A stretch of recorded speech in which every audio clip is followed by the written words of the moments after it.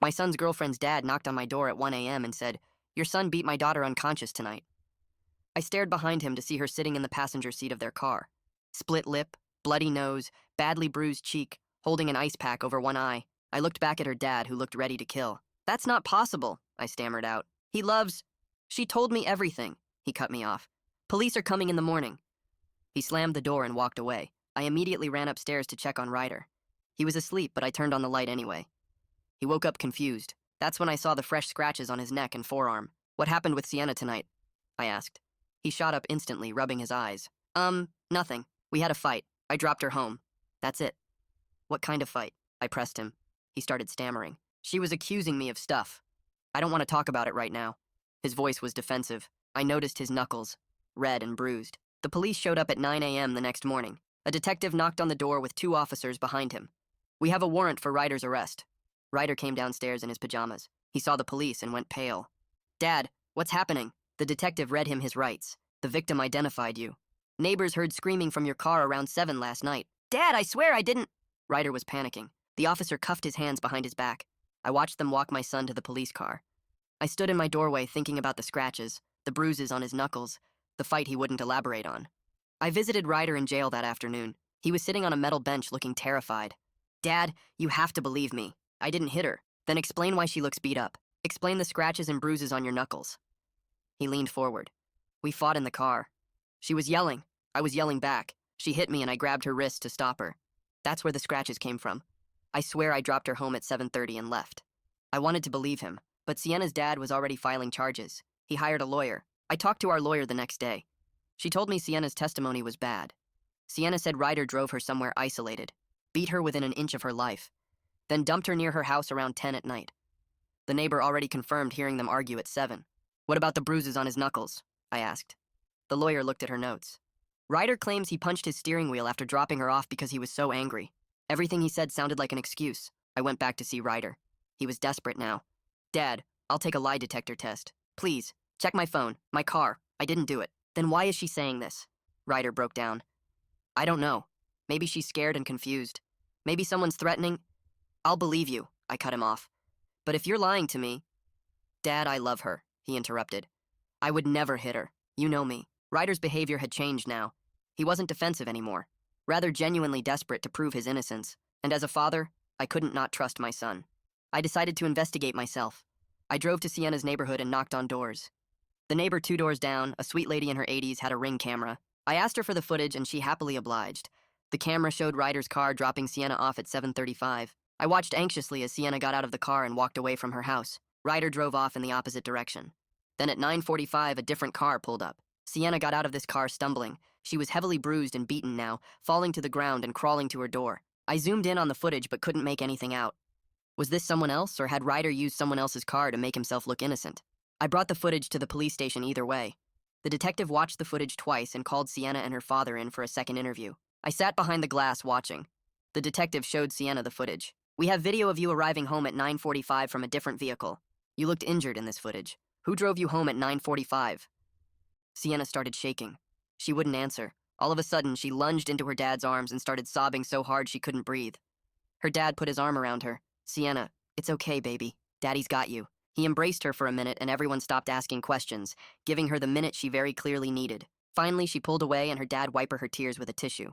"Sienna, who did this to you? Who did it, baby?" She looked around and finally she said it. "Someone named Dante." My stomach dropped. Dante was my other son. He was 22. He had serious anger issues and had just left for a work trip a few days ago. "I've been seeing Dante for 2 months." Behind Ryder's back, Sienna cried. "That night after Ryder dropped me off, I went to meet Dante. We got into an argument and he beat me. Then he threatened me. He said if I told anyone it was him, he'd come back and finish it. He said blame Ryder or he'd make it worse. I was so scared." Sienna's dad went pale. "My God, I almost destroyed an innocent kid." The detective looked at me. "Where is Dante now?" I fumbled for my phone with shaking hands. "He's supposed to be on a work trip, but I don't know exactly where." My voice came out weak and unsteady. The detective reached across the table and put his hand over my phone. "Don't call him yet. We need to coordinate this carefully or he might run." I pulled my hand back and stared at him. My brain was trying to catch up with what was happening. My son Dante beat Sienna. My son Dante threatened her. My son Dante let his brother go to jail for something he did. The detective pulled out a notepad and clicked his pen. I need Dante's phone number, his employer information, and details about his vehicle. Another officer walked into the room and stood by the door with his radio. I scrolled through my contacts and read off Dante's number. The officer by the door immediately started making calls into his radio.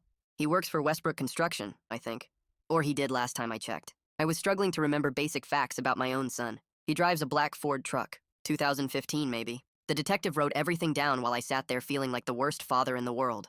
My mind kept racing backward through memories.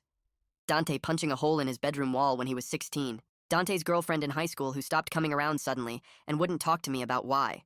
Dante getting fired from his first job and blaming everyone but himself. The warning signs were always there and I just ignored them. I thought he was just angry sometimes. I thought he would grow out of it. Through the glass, I could still see Sienna crying in her dad's arms.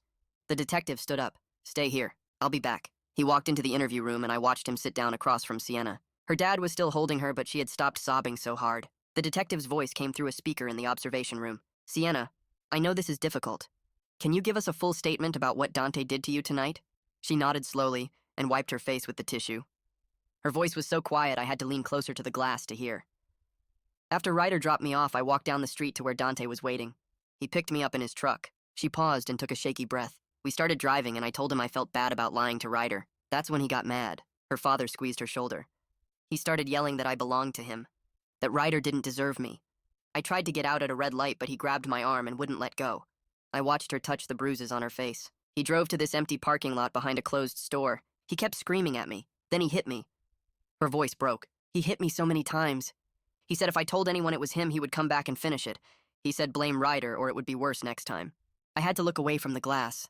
That was my son she was describing. My son who did that to this girl. A woman in a police uniform walked past the observation room, and I heard her talking about release paperwork. The jail supervisor. She was here to start processing Ryder's release. I stood up feeling torn in half. Part of me wanted to stay and help them find Dante. Part of me needed to get to Ryder right now. The detective came back into the observation room. We're issuing a warrant for Dante's arrest. Officers are already tracking his phone. He looked at me with something like pity. Go get your son and take him home. We'll call you as soon as we locate Dante. I nodded and left the police station. My hands were still shaking when I got in my car. The jail was only 10 minutes away, but it felt like the longest drive of my life. I kept rehearsing what I would say to Ryder. Sorry didn't feel like enough. Sorry didn't erase the jail cell. Sorry didn't undo the terror he must have felt. I pulled into the jail parking lot and walked inside. The woman at the front desk checked my ID and made me wait in a plastic chair. 20 minutes passed, then 30. Finally, a guard brought Ryder through a metal door. He looked so small. His eyes were empty and scared in a way I had never seen before. The orange jail uniform hung loose on his frame. We walked to the car in silence.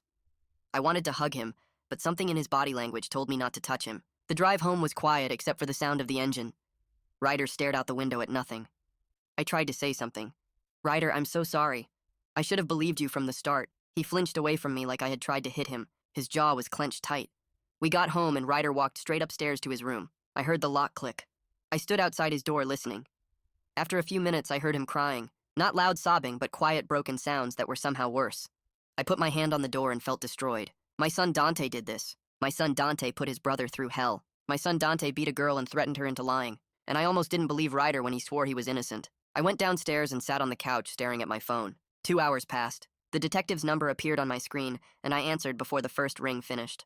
We tracked Dante's phone to a motel 3 states away. Local police are moving in to arrest him now. My stomach dropped. This was real. My son was a fugitive who beat his brother's girlfriend and made her blame someone else. I'll call you when we have him in custody. The detective hung up. I sat there feeling sick. 40 minutes later, my phone rang again. Dante is in custody. No incident during the arrest. He'll be extradited back within 48 hours. The detective paused. When we first approached him, he claimed he didn't know what this was about. The moment we mentioned Sienna's name, he asked for a lawyer. I thanked him and ended the call. I walked back upstairs and knocked on Ryder's door. Ryder, can we talk? Nothing. I knocked again. Ryder, please. Still nothing. I could hear him breathing on the other side of the door, but he wouldn't respond to my voice. I went back downstairs and called my sister, who works as a social worker. She answered on the 3rd ring. I need help. Ryder was falsely accused and spent time in jail. He's not talking to me. He won't come out of his room. My sister was quiet for a moment. There's a therapist named Gracie Shepard who specializes in trauma and false accusation cases. I'll text you her number. I thanked her and hung up. The house felt too quiet. Ryder was locked in his room. Dante was in a jail cell 3 states away. And I was sitting alone trying to figure out how everything fell apart so fast. That night, I laid in bed staring at the ceiling. Sleep wouldn't come. My brain kept replaying everything. Dante had anger problems when he was younger, but I thought he got better. I remembered the holes he punched in our walls when he was 16, 3 different times. I made him patch them and figured it was just teenage stuff. His girlfriend back in high school stopped coming around suddenly. I asked him why, and he said she was crazy and blamed him for everything. I believed him. When things went wrong, Dante always had someone else to blame. His boss was unfair. His friends betrayed him.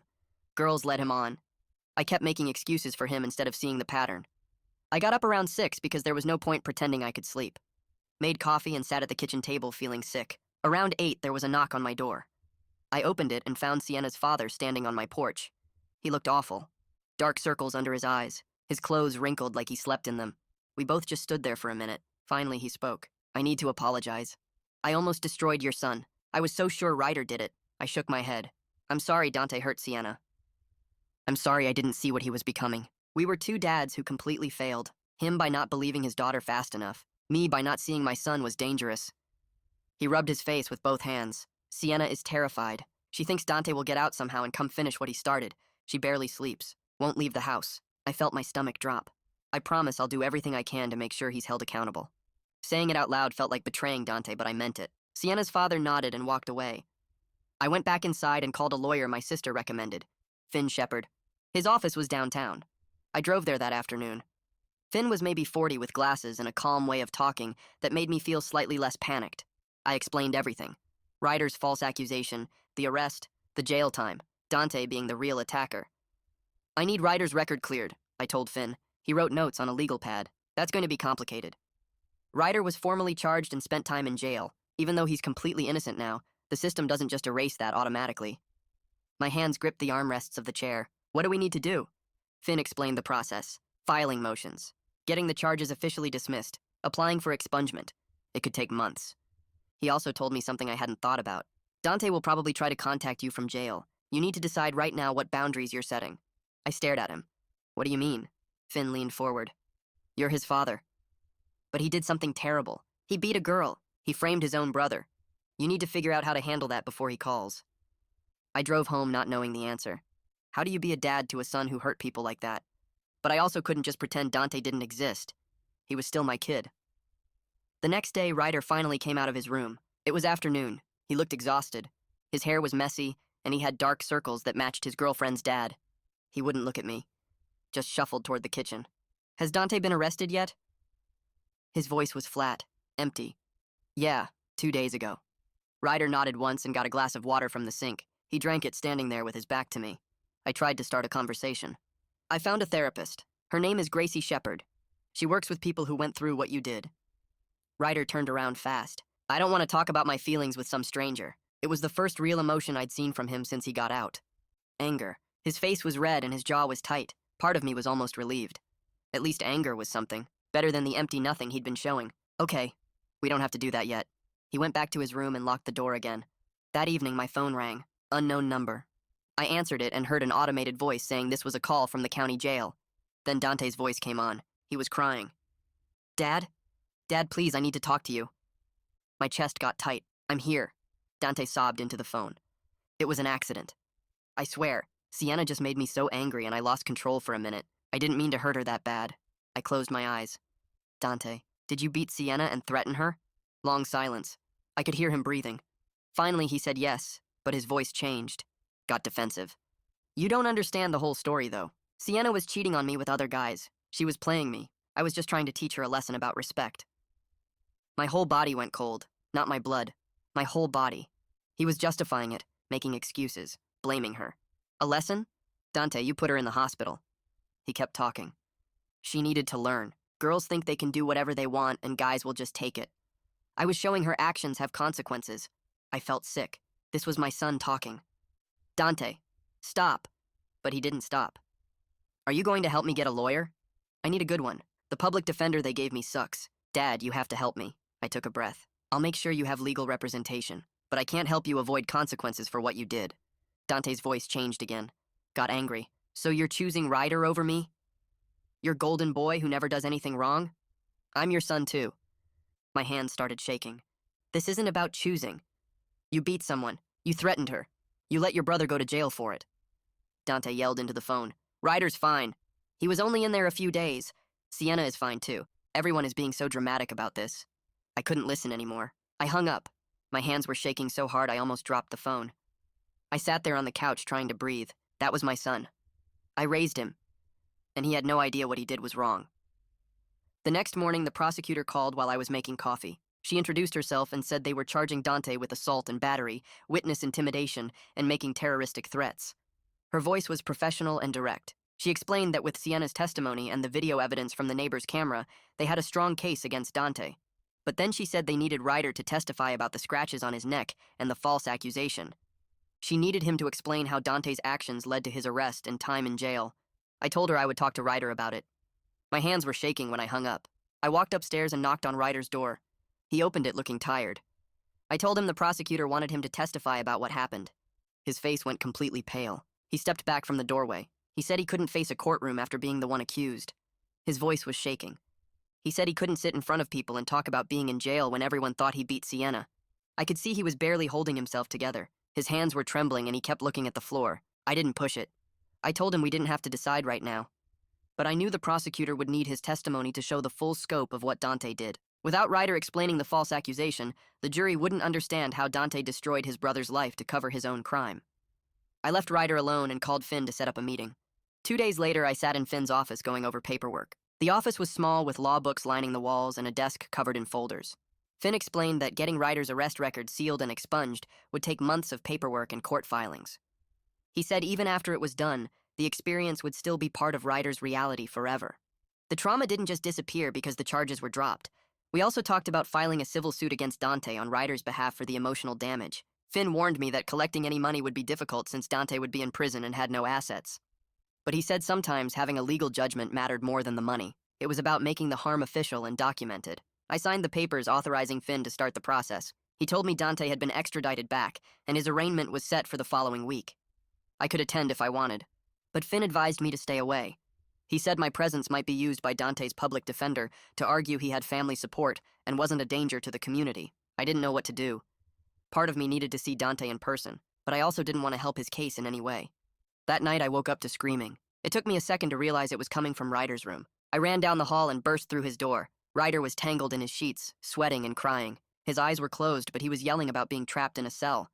He kept saying he didn't do it over and over. I rushed to his bed and grabbed his shoulders. He finally woke up, but when he looked at me, his eyes were empty. He stared at me like he didn't know who I was. It took almost a minute before recognition came back to his face. Then he started crying for real. I sat on the edge of his bed while he cried. He didn't want to talk about the nightmare. He just pulled his knees up to his chest and rocked back and forth. I stayed there until he fell back asleep. The nightmares became a regular thing after that. Every few nights I would hear him screaming. Sometimes I could wake him up quickly. Other times he stayed trapped in the dream for minutes that felt like hours. After a week of this, I brought up therapy again. I told Ryder about Gracie Shepard and how she worked with people who went through trauma like his. He was sitting at the kitchen table eating cereal. He didn't look up from his bowl. I said just one session, just to try it. He was quiet for a long time. Finally, he said okay, but his voice was flat. I made the appointment for the next day. When the time came, Ryder got in the car without arguing. The drive to Gracie's office took 20 minutes. He stared out the window the whole time. I dropped him off and told him I would wait in the parking lot. He was gone for 90 minutes. When he came out, he walked straight to the car and got in. He didn't say anything. At home, he went straight to his room and closed the door. I didn't hear from him the rest of the day. But later that night, my phone buzzed with a text from him. It just said he would go back next week. That was all. But it was something. The next afternoon, Sienna's father knocked on my door. We stood on the porch and he looked uncomfortable. He said Sienna wanted to apologize to Ryder in person for falsely accusing him. She felt terrible about what happened and thought it might help both of them to talk. But her therapist wasn't sure if that was a good idea yet. He wanted to know what I thought. I told him I needed to talk to Gracie about it first. Later that day, I called Gracie and explained the situation. She was quiet for a moment. Then she said Ryder wasn't ready for that conversation. She said he was still processing the betrayal and trauma of being accused by someone he loved. Having Sienna apologize in person might seem like closure, but it could actually set him back. She said maybe in a few months, but not now. I called Sienna's father back and told him. He understood. He said Sienna was struggling with guilt about the whole thing. I felt bad for her too. She was a victim in all this, just like Ryder. But Gracie was right. Ryder needed time. The morning of Dante's arraignment, I got dressed in a suit. Finn had told me to stay away, but I couldn't. I needed to see Dante in person. I needed to look at my son and try to understand how this happened. The courthouse was downtown in a big gray building. I went through security and found the right courtroom. It was smaller than I expected with wooden benches and fluorescent lights. I sat in the back. Other people filtered in.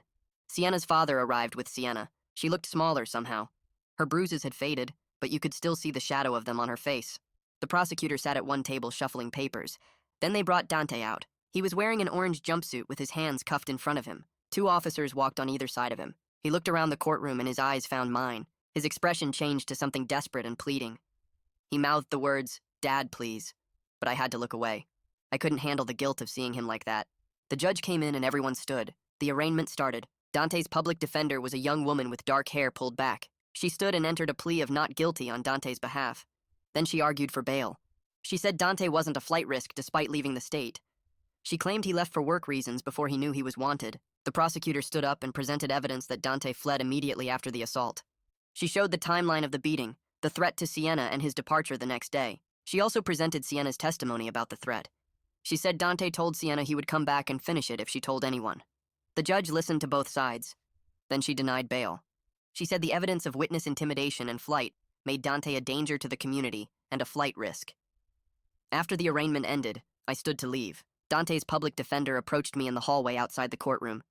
She introduced herself and asked if I was Dante's father. I said yes. She asked if I would be willing to testify as a character witness for Dante at trial. She said it would help the jury see him as a person with family support and not just a criminal. I looked at her for a long moment. Then I told her I couldn't do that. I said I loved my son, but I couldn't stand up in court and pretend what he did was out of character, because the truth was I was realizing it wasn't out of character at all. I was realizing I had missed signs for years. She looked disappointed but nodded. She said she understood. I walked out of the courthouse into the cold afternoon air. My chest felt tight. I had just refused to help my own son, but I also knew I had made the right choice. Dante needed to face real consequences for what he did, and I couldn't stand in the way of that just because he was my blood. Back at home that evening, I couldn't stop thinking about all the signs I'd missed with Dante over the years. I walked upstairs to his room and opened the door. The space felt different now, like I was seeing it for the first time. I started going through his desk drawers, his closet, under his bed. I wasn't sure what I was looking for exactly, but I needed to understand how I'd been so blind.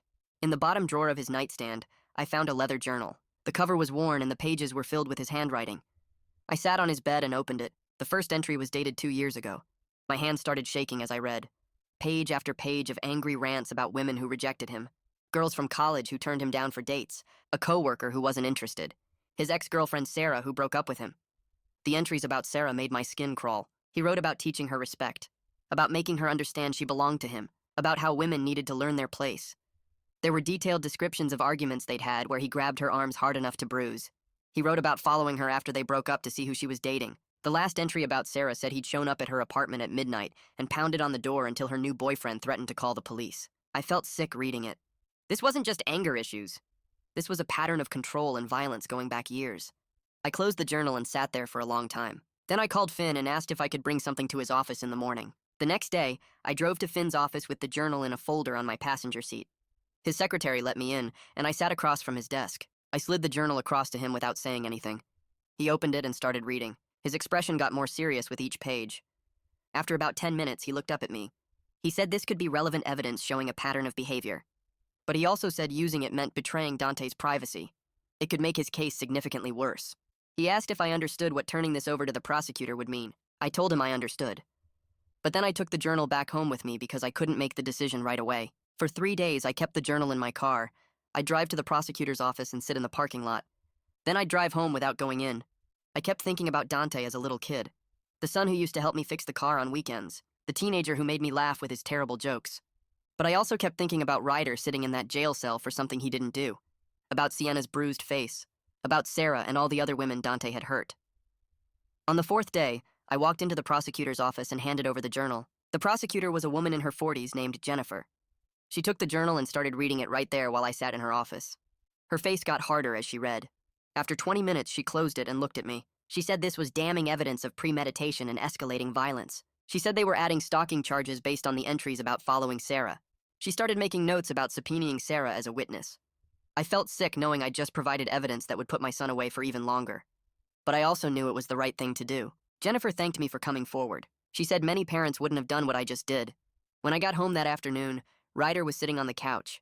He looked up when I walked in. He said Finn had called him and told him about the journal, about me turning it over to the prosecutor. I started to explain, but Ryder stood up and walked over to me. For the first time since coming home from jail, he hugged me. He wrapped his arms around me tight and held on. He said, "Thank you. Thank you for believing him." Thank you for choosing what was right over protecting Dante. I broke down crying right there in our living room. I told him I was sorry. Sorry I didn't believe him immediately when he said he was innocent. Sorry it took video evidence to convince me. Sorry he had to spend even one night in that jail. Ryder pulled back and looked at me. He said he understood why I doubted him at first. He said the evidence looked bad and he didn't blame me. But this, turning over the journal, this proved I was on his side now. We stood there for a while just holding each other. It was the first time in weeks that the house felt like it might be okay someday. 2 days later, the jail called. Dante wanted to talk to me. I accepted the call even though part of me didn't want to hear his voice. The moment the line connected, he started screaming. He called me a traitor. He said I destroyed his life by giving the prosecutor his private journal. He said I had no right to go through his personal things. I let him yell for about a minute. Then I cut him off. I told him he destroyed his own life when he beat Sienna, when he threatened her into blaming Ryder, when he let his innocent brother sit in jail for something he did. I said the journal just showed everyone who he really was. Dante went quiet for a second. Then he said, I never understood him. That I always took everyone else's side. That I was a terrible father. I told him I loved him, but I couldn't support him avoiding consequences for what he'd done. He hung up on me. I sat there holding the dead phone feeling like I'd lost a son, even though I knew he'd lost himself long before I found that journal. A week later, I got a phone call from someone named Seth Carson. He said he used to work with Dante at Westbrook Construction. He'd seen news coverage of the arrest and wanted to talk to me. We met at a coffee shop near my house. Seth was in his 30s with a nervous energy about him. He said Dante was fired from Westbrook Construction 6 months ago. I asked why. Seth looked uncomfortable. He said Dante had threatened a female coworker who rejected his advances. Her name was Amanda. Dante had asked her out multiple times and she kept saying no. One day he cornered her in the parking lot after work and told her she was making a mistake, told her she'd regret turning him down. Amanda reported it to HR and they fired him the next day. Seth said he was willing to testify about what happened, about Dante's history of aggression toward women at work. I thanked him and gave his contact information to Jennifer at the prosecutor's office. The next day, Seth called me again. He said his wife Mara wanted to talk to me too. She'd witnessed something involving Dante. I met them both at the same coffee shop. Mara was a small woman with dark hair. She worked at Westbrook Construction in accounting. She said she'd seen Dante grab Amanda's arm during an argument in the break room. She said he grabbed hard enough that Amanda had visible bruises the next day. Mara had wanted to report it, but Amanda begged her not to because she was afraid of making things worse. But now with Dante arrested for assault, Mara wanted to come forward. She said she'd testify about what she saw. I sat there listening to these two strangers tell me about my son's violence, about a whole pattern I knew nothing about. I felt devastated that I'd been so blind to who he really was. I called Jennifer and gave her Mara's information too. A few days later, Jennifer called me. She said with the journal and the coworker testimony, they had an extremely strong case. She said Dante's public defender had reached out about a plea deal. The offer was plead guilty to reduce charges and get 8 years instead of risking 15 at trial. She said the public defender wanted me to encourage Dante to take it. I told her I'd think about it. That night, Dante's public defender called me directly. She said Dante was being stubborn about the plea. He didn't want to admit guilt. She thought hearing from me might change his mind. She said 8 years was a good deal considering the evidence against him. I agreed to visit him. The next morning, I drove to the jail. They brought Dante out to the visiting area, and he sat down across from me. He looked different. Not crying like the last time. Not angry either, just cold and detached. I told him about the plea deal. 8 years if he pleaded guilty. He stared at me without any expression. Then he said he wouldn't plead guilty. I asked why not. He said because pleading guilty meant admitting he was a bad person, and he didn't think he was bad. He said Sienna deserved what happened for cheating on him with Ryder, that she needed to learn respect. I felt my chest get tight listening to him. This wasn't my son sitting across from me. This was someone I didn't recognize at all. I leaned forward and looked him in the eyes. I told him Sienna didn't belong to him, that no woman belongs to any man, that what he did was unforgivable, that beating someone and threatening them wasn't teaching them anything except fear. Dante laughed. It was a bitter sound that made my skin crawl. He said I was just like everyone else, taking their side. He said I never understood him, never tried to see things from his perspective. He said women like Sienna played games and then acted innocent when men got upset. I stood up. I told him I was done, that if he couldn't see what he'd done wrong, then there was nothing more to say. He shrugged like he didn't care. As I walked away, I realized my son had no remorse at all. He genuinely believed he was the victim in all of this. That realization hurt worse than anything else that had happened. The guard led me back through the security doors, and I walked across the parking lot in a fog. I got to my car and sat in the driver's seat without starting the engine. My hands were shaking so bad I couldn't get the key in the ignition. I tried 3 times before I gave up and just sat there staring at the steering wheel. Then it hit me all at once. My son was a monster. Not the angry teenager I remembered, but an actual dangerous person who hurt women and felt nothing about it. I started crying and couldn't stop. Big, ugly sobs that made my whole body shake. I cried for an hour straight sitting in that parking lot. Other people walked past my car and probably thought I was crazy, but I didn't care. I was grieving the son I thought I raised. The kid who used to build forts in the living room and collect baseball cards. That person never existed, or maybe he did once and turned into something else. Either way, he was gone, and this cold stranger who laughed about beating Sienna had taken his place. When I finally stopped crying, my eyes were so swollen I could barely see. I drove home going 10 miles under the speed limit because my vision was blurry. At home, I found Ryder sitting on the couch watching TV, not hiding in his room with the door locked like he'd been doing, just sitting there with a bowl of cereal eating breakfast at 2 in the afternoon. It was such a normal thing, but it felt huge. I sat down next to him and he didn't flinch away. We watched some cooking show together without talking. After a while, he got up and made himself a sandwich. Actually came into the kitchen and used the stove to make grilled cheese. I watched him from the doorway, trying not to cry again. These tiny, normal things felt like massive victories. Over the next few weeks, Ryder kept improving bit by bit. He started eating 3 meals a day instead of just picking at food. He'd come out of his room to watch TV in the evenings. Sometimes he'd even sit with me during dinner. Gracie called me one afternoon to talk about his progress. She said he was doing better than she expected, but I needed to understand this wasn't a straight line. He'd have good days and bad days, maybe good weeks and then suddenly a terrible week. The trauma of being falsely accused and jailed doesn't just go away. He might struggle with trust issues for years, might have anxiety around police or loud noises or being accused of anything. She said some of her clients never fully recover, they just learn to live with it. That scared me, but I appreciated her honesty. A few days later, the prosecutor called. Her name was Jennifer Westbrook, and she'd been building the case against Dante. She said they were moving forward with trial since Dante rejected the plea deal. They had a strong case with Sienna's testimony, the video evidence, the journal and statements from Seth and Mara, but they wanted Ryder to testify too. They needed him to describe the scratches Sienna gave him during their argument, needed him to talk about being falsely accused and arrested. It would show the jury the full scope of what Dante did, how he didn't just beat Sienna, but deliberately framed his own brother. I told her I'd talk to Ryder about it. That night at dinner, I brought it up as gently as I could. Ryder's fork stopped halfway to his mouth. His face went pale and his breathing got fast and shallow. He put the fork down and gripped the edge of the table. I recognized a panic attack starting. I moved closer and told him to breathe slowly. In through the nose, out through the mouth. He did it for a few minutes until his breathing evened out. Then he asked in this small voice if he had to testify. I said no. Nobody could force him, but it would help make sure Dante got convicted. He stared at his plate for a long time. Finally, he said he'd do it.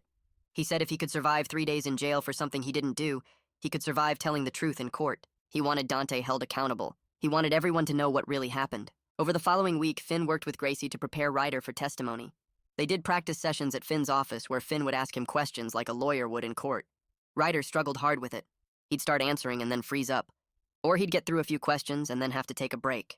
Gracie sat with him during the sessions and helped him use breathing techniques when he got overwhelmed. Finn was patient and kept telling him he was doing great.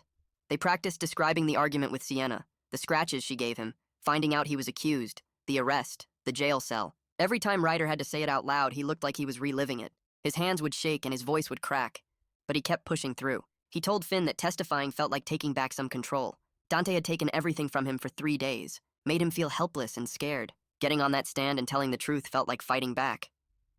2 weeks before the trial date, Dante's public defender called me. She said Dante wanted to change his plea. He was willing to plead guilty in exchange for 10 years instead of risking 15 at trial. She explained that seeing the full witness list and all the evidence made him realize he'd lose. The journal alone was damning. Add in Sienna's testimony, the video, Seth and Mara and Ryder, and there was no way a jury would find him not guilty. 10 years was better than 15. She said the prosecutor was considering it. They'd have to run it by Sienna and her father first. But if everyone agreed, there wouldn't be a trial. She asked if I'd support the plea deal. I said I'd think about it and hung up. Then I just sat there feeling torn in half. Part of me was relieved. No trial meant Ryder wouldn't have to testify, wouldn't have to sit in a courtroom and relive his worst nightmare in front of strangers. But another part of me was devastated. My son was going to prison for a decade. He'd be 32 when he got out. I'd missed 10 years of his life. He'd missed 10 years of everything. I called Finn and told him about the plea offer. Finn said it was probably the right move. Trials are unpredictable, and this way there's certainty. Dante would definitely go to prison, and Ryder wouldn't have to testify. He reminded me that Dante made his own choices. He chose to beat Sienna, chose to threaten her, chose to frame Ryder. Now he was facing the consequences he earned. Those were hard words to hear, but they were true. 3 days later, we all gathered at the courthouse for the plea hearing. Me, Finn, Sienna and her father, the prosecutor, and Dante with his public defender. Ryder stayed home because Gracie said he wasn't ready to see Dante in person. The judge called the case and asked Dante how he pleaded. Dante stood up in his orange jumpsuit and said guilty. The judge asked if anyone forced him to plead guilty, and he said no. Then came the allocution. That's where the defendant has to describe their crimes out loud in court. The judge asked Dante to explain what he did. Dante looked down at the table and started talking in this flat voice. He said on the night in question he picked up Sienna after his brother dropped her off. They got in an argument in his car about her seeing other guys. He lost his temper and hit her multiple times in the face, punched her in the eye and split her lip. When she tried to get out of the car, he grabbed her and hit her again. Then he threatened her. Told her if she said anything, he'd come back and hurt her worse. Told her to blame his brother Ryder instead. He said he knew his brother had argued with Sienna earlier that night and had scratches from when she hit him. So he told Sienna to say Ryder beat her. After that, he drove her near her house and dropped her off. Then he left town the next day because he knew the police would come looking. Hearing it in his own voice made it undeniably real. This wasn't speculation or testimony from other people. This was Dante admitting what he did. Admitting he beat a girl he claimed to care about. Admitting he framed his own brother for it. I watched him say all of it without showing any emotion. The judge accepted the plea and scheduled sentencing for 3 weeks later. She said she'd hear victim impact statements at that time. Then she remanded Dante back to jail until sentencing. The bailiff led him away and he didn't look at me once. After it was over, I walked out into the hallway. Sienna's father was standing by the windows looking exhausted. We made eye contact across the hallway. Both of us looked completely drained. Our families had been destroyed by Dante's violence. His daughter was traumatized. My innocent son was traumatized. And my other son was going to prison for 10 years. We didn't say anything, just nodded at each other with this sad understanding, and then walked away in opposite directions. A week after the plea hearing, Sienna's therapist gave her permission to write Ryder a letter. Sienna's father called to ask if that was okay, and I said I'd talk to Ryder about it. Ryder said he was willing to read it. The letter came 2 days later. Ryder took it to his room and closed the door. I didn't see him for 3 hours. When he finally came out, his eyes were red, but he looked calmer somehow. He said the letter helped a little. Knowing Sienna was forced and scared, knowing she didn't want to accuse him, but was too frightened of Dante to tell the truth. It didn't erase what he went through, didn't undo the terror of being arrested or the trauma of jail, but it helped him understand she was a victim too, that she wasn't trying to hurt him, she was just trying to survive. That same evening, I asked Ryder if he wanted to write a victim impact statement for Dante's sentencing. He could tell the judge how the false accusation affected him. I said he didn't have to decide right away. He spent the next 4 days thinking about it. I'd see him sitting on the couch staring into space, clearly wrestling with the decision. Finally, on the 5th day, he told me yes, he wanted to write one. He sat at the kitchen table with a notebook and started writing. It took him 3 hours. When he was done, he had 4 pages. He wrote about the terror of being arrested for something he didn't do, about the police putting handcuffs on him while his dad watched, about sitting in that jail cell for 3 days not knowing if anyone would believe him, about the nightmares he still had where he was trapped behind bars, about the panic attacks when he heard sirens, about not being able to trust people anymore because his own brother had betrayed him in the worst possible way. He wrote about how Dante didn't just hurt Sienna, he tried to destroy Ryder's entire life to cover up what he did. He wrote that he'd never forgive Dante for that. Never. Sienna's father called me 2 days later to say Sienna had also written a victim impact statement. His voice sounded tired on the phone. He told me she was in intensive therapy 3 times a week and still having nightmares every night. The therapist said Sienna might never fully recover from what Dante did to her. Not just the physical beating, but the fear he put in her. The way he threatened to come back and finish it if she told anyone. Sienna's father said his daughter flinches when doors open too fast. She can't be alone in a room with a man anymore, even him sometimes. I listened and felt sick knowing my son caused that damage to a 17-year-old girl. After we hung up, I sat at my kitchen table staring at a blank piece of paper. I needed to write my own statement for the sentencing hearing. As Dante's father, I had the right to speak. But what could I possibly say? I picked up my pen and started writing. It took me 4 hours to get through 2 pages. I wrote about loving Dante since the day he was born, about changing his diapers and teaching him to ride a bike and being proud when he graduated high school. But I also wrote that love doesn't excuse what he did, that Sienna deserved justice and Ryder deserved justice, and Dante needed to be held accountable. I wrote that I supported the prosecution and believed my son should face real consequences for his actions. The hardest part was the last paragraph where I admitted I'd always love him despite everything, but that didn't mean I thought his sentence was unfair. I read it over 3 times and cried each time. This statement felt like giving up on Dante, but I knew it was the right thing to do. The phone rang at 9 p.m. the night before sentencing. The jail number showed on my screen. I answered and heard Dante's voice. He asked if I was coming to court tomorrow. I told him yes because he was still my son. There was silence on the other end for a few seconds. Then Dante asked if I was going to speak on his behalf. I said no, that I wrote a statement supporting accountability. Dante's voice got cold. He said he understood, that I was just like everyone else, choosing Ryder over him. I told him that wasn't true, that I loved him, but couldn't support him avoiding consequences for beating Sienna and framing his brother. Dante laughed this bitter, angry laugh and said I'd regret abandoning him. Then he hung up before I could respond. I sat holding the phone feeling like I'd just lost my son, even though he was still alive. The sentencing hearing started at 10 a.m. I sat in the back row of the courtroom. Sienna and her father sat up front on the left side. Ryder sat with Finn on the right side. The bailiff brought Dante out in an orange jumpsuit with his hands cuffed in front of him. He looked thinner than the last time I saw him. His hair was longer and messy. The judge entered and everyone stood. She was a woman in her 50s with gray hair pulled back tight. She told everyone to sit and opened the file in front of her. The prosecutor stood and said they had 3 victim impact statements to present. First was Sienna's statement. The prosecutor read it out loud. Sienna described Dante picking her up after Ryder dropped her off that night. How they drove to a parking lot and started arguing. How Dante grabbed her by the throat and started hitting her face over and over. How she begged him to stop and he just kept going. She wrote about the fear when he threatened to kill her if she told anyone it was him. About how he said to blame Ryder or he'd come back and make it worse. About the nightmare she has now where she's trapped in that car and can't escape. I watched Dante's face while the prosecutor read. He stared straight ahead, showing nothing. No emotion at all. Next was Ryder's statement. The prosecutor read about the terror of being arrested for something he didn't do. About sitting in jail for 3 days thinking his life was over. About the panic attacks he still gets when he hears sirens. About the betrayal of his own brother trying to destroy his life to cover up his own crime.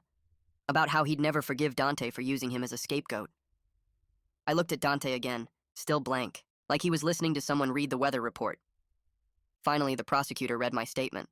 About loving Dante but supporting accountability. About believing justice needed to be served. Dante's jaw tightened when my words were read, but he didn't look at me. The judge took off her glasses and looked directly at Dante. She said she'd reviewed his file and saw a pattern of violence toward women going back years. She mentioned the co-worker he threatened. The ex-girlfriend who suddenly stopped coming around. She said his lack of remorse was deeply concerning, that he showed no emotion hearing how he destroyed multiple lives.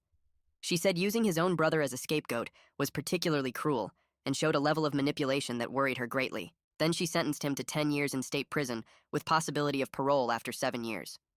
She added mandatory anger management classes and counseling. She told Dante he needed serious help, and she hoped he'd use his time in prison to work on himself. Dante just nodded once. The bailiff moved to take him away. I stood up and tried to walk toward Dante. I wanted to say something. Tell him I loved him. Tell him to be safe. Something. But Dante turned his head away when he saw me coming. He refused to look at me. The bailiff led him through the side door and he was gone. That was the last time I saw him before they transferred him to state prison upstate. The weeks after sentencing were strange. I focused all my energy on helping Ryder heal. Finn worked on getting Ryder's arrest record fully expunged. He filed paperwork with 3 different courts. He said it would take a few months, but eventually Ryder's record would be completely clean. Like the arrest never happened. Gracie continued seeing Ryder twice a week for therapy. She told me privately that Ryder was making slow progress. That trauma like this takes years to process. But she saw signs he was starting to cope better, starting to trust again in small ways. Ryder came to me one afternoon and said he'd been thinking about college. He said he wasn't ready to go this fall. Too many people, too much pressure. He wanted to take a gap year. Maybe do some online classes, work part-time when he felt ready. I told him I supported whatever he needed, that there was no rush. He could take all the time he needed to heal. His relief was obvious, like he'd been worried I'd push him to go anyway. Sienna's father and I started meeting for coffee every few weeks. It sounds weird, but we developed this unlikely friendship. We were the only 2 people who really understood what happened, what our families went through. We'd sit at the coffee shop and talk about our kids, about how they were doing, about how hard it was to watch them struggle. He told me Sienna was doing better some days and worse others, that healing wasn't a straight line. I told him the same about Ryder. We never talked about Dante much. That topic was too painful for both of us. But having someone who understood helped, made me feel less alone in this nightmare. 3 months after Dante's sentencing, Ryder told me he'd had his first full week without nightmares. I was making breakfast when he said it, just casual like he was commenting on the weather. But I could see in his eyes how big that was for him. He said therapy was actually helping, that Gracie had taught him some techniques for managing the panic attacks. He'd also started going to a support group for people who were falsely accused. Meeting others who understood what he went through helped him feel less isolated, less like he was the only person this ever happened to. I hugged him and told him I was proud of how hard he was working to heal. He hugged me back, and for the first time in months, it didn't feel like he was going to break. I started writing to Dante at the state prison about a month after his transfer. Short letters on lined notebook paper telling him I loved him, but that he needed to take responsibility and work on himself through the programs they offered. I mailed 1 letter every month like clockwork. He didn't write back for 4 months, and I kept sending them anyway because he was still my son. When his first letter finally arrived, I opened it at the kitchen table with shaking hands. The handwriting was messy and angry. He wrote 3 pages blaming everyone but himself. Sienna for cheating, Ryder for being the favorite, me for not understanding him. The words were defensive and bitter, and I folded the letter back up feeling sick. Meanwhile, Finn was making progress on getting Ryder's arrest record dealt with. He filed motions in 3 different courts and paid fees and submitted paperwork for weeks. 2 months after Dante's sentencing, Finn called with good news. The record was officially sealed and expunged. Background checks wouldn't show the arrest. Legally, Ryder could say he'd never been arrested. Finn said it was a small victory, but an important one for Ryder's future job prospects and college applications. I told Ryder that afternoon and watched relief wash over his face. He said it felt like one piece of the nightmare was finally erased, even though he knew he'd always remember it. Around the same time, Ryder started taking online classes through the community college. Just 2 classes to start. Introduction to Psychology and American Government. He'd sit at the kitchen table with his laptop doing assignments and reading textbooks. One day he told me he'd been looking into criminal justice reform programs. Stuff about false accusations and wrongful imprisonment. He said reading about other people's experiences helped him feel less alone. I mentioned it to Gracie during one of our check-ins, and she said it was actually really healthy. She said Ryder was channeling his trauma into something meaningful instead of letting it destroy him. 6 months after everything happened, Gracie brought up the idea of Ryder meeting with Sienna in person. Both their therapists would be present. Ryder was hesitant at first, but eventually agreed. The meeting happened at Gracie's office on a Tuesday afternoon. I drove Ryder there and waited in my car in the parking lot. He was inside for over an hour. When he came out, his eyes were red from crying, but he looked lighter somehow. He got in the car and told me it gave him closure, hearing Sienna's full story directly from her. Seeing that she was working hard to heal too, understanding that they were both victims of Dante in different ways. He said they talked about the night everything happened and about the 2 months she'd been secretly seeing Dante. She told him about the threats Dante made, how scared she was, how sorry she was for what Ryder went through because of her fear. Ryder said he told her he understood why she did what she did and that he forgave her. They both cried a lot, according to him. Gracie told me later that it went as well as could be expected, that Ryder and Sienna wouldn't ever be friends again, but they'd reached a place of mutual understanding and forgiveness. They both acknowledged they were victims of Dante's violence and manipulation in different ways. That recognition seemed to matter to both of them. 8 months after Dante's sentencing, I finally worked up the courage to visit him in prison. The drive upstate took 3 hours. I had to go through security and get searched and leave my phone in a locker. They led me to a visiting room with plastic tables and chairs bolted to the floor. Dante came out in prison blues looking different, harder somehow. His face was thinner and his eyes were cold. We sat across from each other and the conversation felt stilted and uncomfortable. I asked how he was doing and he shrugged. Said prison was what you'd expect. I asked about the anger management classes the judge ordered, and he said yeah, he'd been going. He admitted he had a lot of work to do. His voice was flat when he said it. Not defensive like his letter, but not genuine either. Just going through the motions. Before I left, he told me something that surprised me. He said he'd been reading books about abuse and control from the prison library. That he was starting to understand what he did to Sienna wasn't about love, but about power. About needing to control her. It was the first time he'd shown any real insight into his actions. I didn't trust it completely because it felt rehearsed, but it was something. A crack in the wall he'd built around himself. I drove home thinking about that conversation for hours. Back home, Ryder was making his own progress. He got a part-time job at a bookstore in town, just 15 hours a week shelving books and working the register. He came home after his first week and told me about a coworker named Archer who was around his age. They'd started talking during breaks about books and movies. Archer didn't know anything about what happened to Ryder. He just treated him like a normal person without pity or awkwardness. Ryder said having someone interact with him that way helped him feel like a regular person again instead of a victim. He started going to movies with Archer on weekends, slowly rebuilding a social life outside of therapy and family. 1 year after Dante's sentencing, I looked around at our family and realized we'd found a new normal. It was complicated and imperfect, but it was something.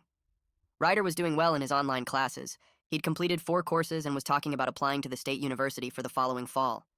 He wanted to study criminal justice with a focus on reform. The trauma had changed him, but he was turning it into purpose. I was proud of how hard he'd worked to heal. I kept up my monthly visits to see Dante. The drive became routine. Our relationship would never be what it was before, but I was his father, and I couldn't abandon him completely.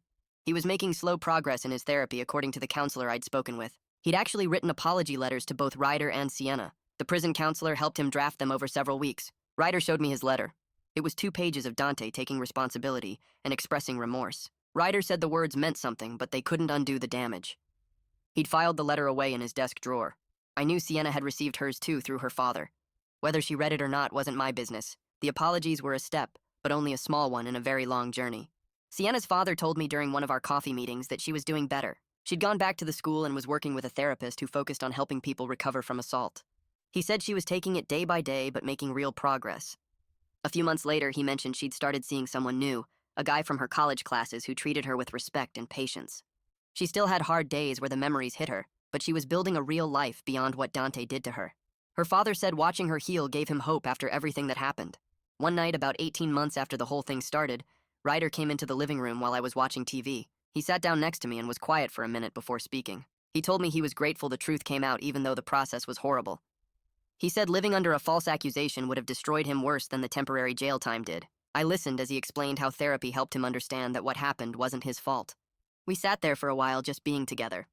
I realized we were all moving forward in our own ways. We carried scars, but we weren't letting them define us completely. Ryder was building toward college and a future in criminal justice. Sienna was healing and finding happiness again with someone who treated her right. Dante was serving his time, and maybe starting to understand what he did. I was learning that being a father sometimes means accepting painful truths about your children while still loving them through the consequences of their choices. None of it was easy or perfect, but we were surviving, and that had to be enough.